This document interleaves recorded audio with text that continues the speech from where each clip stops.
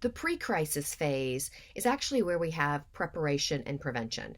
So right now, if you feel like that your job is secure, you're able to pay your bills, you have some accessibility to money, you're not feeling like you're in financial crisis right now, you would be considered to be in that pre-crisis phase. And hopefully you never get to the point where you are in crisis. However, there are some things that you could be doing right now since we don't know how long this period is going to last or what the lagging effects of the economy are going to be as we move along through the next few weeks. So if you're in the pre-crisis phase, you're feeling okay right now, there's some things to be thinking about. First, go back to the conversation we had earlier in the cash flow section.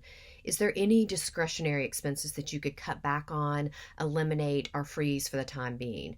Having some of that extra money right now to add to your reservoir, to add to your Liberty Fund, might give you an extra sense of security in the event that you might need that money for something that was unforeseen or unplanned. Also, make sure that you take the time to research and find out what is available to you, not only through your benefits at work, but where might you be able to get money if you need it. If you needed a big chunk of money, is taking a home equity line of credit a possibility, or refinancing a possibility, or what would you do if you needed to liquidate some accounts? How would that work? Any pre-research that you could do would be a valuable use of your time now, so that if you get into crisis, you already have some things that you know about and are familiar with, and you can actually start to take action quickly on executing on those things. It's also important to go back to the conversation that we had about checking out your benefits.